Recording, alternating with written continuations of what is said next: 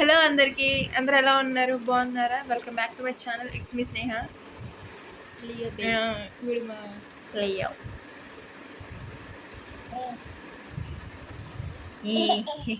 1 year బాబుతో నా evening routine ఎలా ఉంటుందో ఈ వ్లాగ్లో చూడండి. నచ్చితే సబ్స్క్రైబ్ చేసుకోండి. యాక్చువల్లీ ఇంతకుముందు నాకు యూట్యూబ్ ఛానల్ ఉండేది అండి, భగత్ లియో వ్లాగ్స్ అని. అందులో 15 డేస్కే నాకు 1 or 2 సబ్స్క్రైబర్స్ వచ్చారు. నేను అసలు ఎక్స్పెక్ట్ చేయలేదు అంత ఫాస్ట్గా వస్తారు అని చెప్పి. మా వారు చెప్తేనే యూట్యూబ్ ఛానల్ అనేది స్టార్ట్ చేశాను.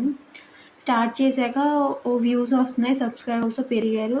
స్టార్టింగ్ 20 సబ్స్క్రైబర్స్ ఏమో మా మమ్మీ డాడీ అంటే రిలేటివ్స్ వాళ్ళు వచ్చాయి.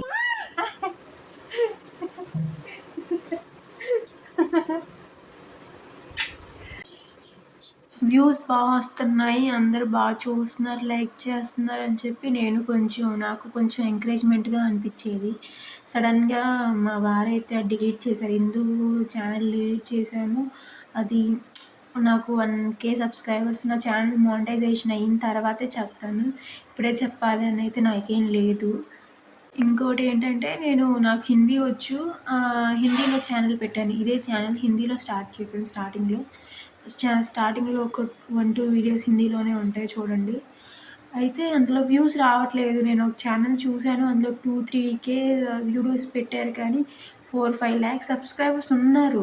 కానీ ఆమెకు వచ్చే వ్యూస్ ఏమో అలా వ్యూస్ ఎక్కువ రావట్లేదు, లైక్స్ రావట్లేదు. ఏదైనా మనకి వ్యూస్ బాగా వస్తేనే యూట్యూబ్ అనేది కన్సిడర్ చేస్తుంది, ఇంకా పుష్ చేస్తుంది. మనం లైక్స్ వస్తేనే, కమెంట్స్ చేస్తేనే అది అంటే వీడియో అనేది ఎక్కువ మందికి రీచ్ అవుతుంది.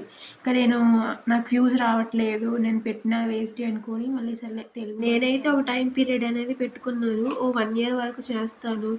సక్సెస్ అవ్వకపోతే ఇంక వదిలేస్తాను, నా వల్ల కాదులేని. మా బాబుతో పెట్టుకొని వీడియోస్ చేద్దామంటే చాలా కష్టం అండి. ఇంతకుముందు అనుకునేదాన్ని ఈజీగా వీడియోస్ చేసి అప్లోడ్ చేసేదే కదా అని. చేసిన తర్వాతే అర్థమవుతుంది చాలా కష్టం బేబీని పెట్టుకొని చేద్దామంటే. వీడియో తీసేంత వరకు బాగానే ఉంటుంది, తీసిన తర్వాత దాన్ని ఎడిట్ చేసుకోవాలి, దానికి వాయిస్ ఓవర్ ఇవ్వాలి, చాలా కష్టం స్టార్టింగ్లో అయితే బాగానే ఉంది. తర్వాత మా బాబు అసలు విసిగిస్తూ ఉండేవాడు, వాయిస్ ఓవర్గా ఇవ్వడానికి కుదరదు నాకైతే మ్యాక్సిమం. ఈరోజు వంట అయితే కరివేపాకు పచ్చడి చేస్తున్నాను. డైజెషన్కి చాలా మంచిది. బ్రెస్ట్ ఫీడింగ్ ఇచ్చే వాళ్ళకైతే పాలు మంచిగా పడతాయి. స్వీట్ తినాలనిపిస్తుందని సేమియా చేశాను, సేమియా కస్టర్డ్ చేశాను. డ్రై ఫ్రూట్స్ లేవని వీడియో కానీ తీయలేదు, అందుకే వీడియో ఇందులో పెట్టలేదు. రీసెంట్గానే మా ఊర్లో ఏదో ఫంక్షన్ ఉందని చెప్పి వెళ్ళేసి వచ్చాము. మా వాడికి ఫుల్గా ఫీవర్ తగ్గింది, ఇంక తింటాడేమో అనుకుంటే తినడం మానేశాడు, అసలు ఏది తినట్లేదు. మా వాడు ఒకసారి సిక్ అయ్యాడంటే వాడికి మళ్ళీ 10-15 days పడుతుంది మళ్ళీ తినడానికి ఏదైనా. అందుకే ఈ మధ్య కరివేపాకు, వెల్లుల్లిపాయ కారం, రాగి జావ అలాంటివి ఎక్కువ తీసుకుంటున్నాను. వాడు ఇంకా కంప్లీట్గా బ్రెస్ట్ ఫీడింగ్ మీదే డిపెండ్ అయ్యాడు. ఫ్రూట్స్ అప్పుడప్పుడు తింటున్నాడు, కానీ అంతగా ఏం తినట్లేదు. మీ పిల్లలుగా నిందేనా సిక్ అయితే కామెంట్స్లో చెప్పండి. యాక్చువల్లీ ఇది కరివేపాకు కారం నేను అంటే రైస్లో కలుపుకొని తిందామని చెప్పి వాటర్ పోసి అలా చేసుకుంటాము. ఎగ్ ఫ్రైతో తింటే చాలా బాగుంటుంది.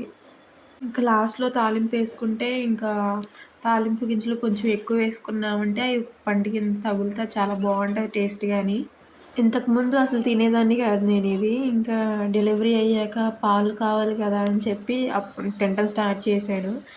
ఇంతకుముందే కొంచెం బెటర్, మా వాడు ఏదైనా తినేవాడు, ఇప్పుడు అసలు తినట్లేదు. సిక్ అయితే మాత్రం అసలు ఏది తినట్లేదు. ఇంతకుముందు బొద్దుగా బాగుండేవాడు, ఇప్పుడు సన్నంగా అయిపోయాడు. వాడిని చూస్తుంటే నాకే ఏదోలా ఉంది. నేనేమో లావు వచ్చేస్తున్నాను, వాడు సన్నంగా అయిపోతున్నాడు. అన్నట్టు ఇది మా ఫస్ట్ వ్లాగ్. మీకు నచ్చితే మాత్రం సబ్స్క్రైబ్ చేసుకోండి. ఎలా ఉంది కమెంట్స్లో చెప్పడం మర్చిపోకండి.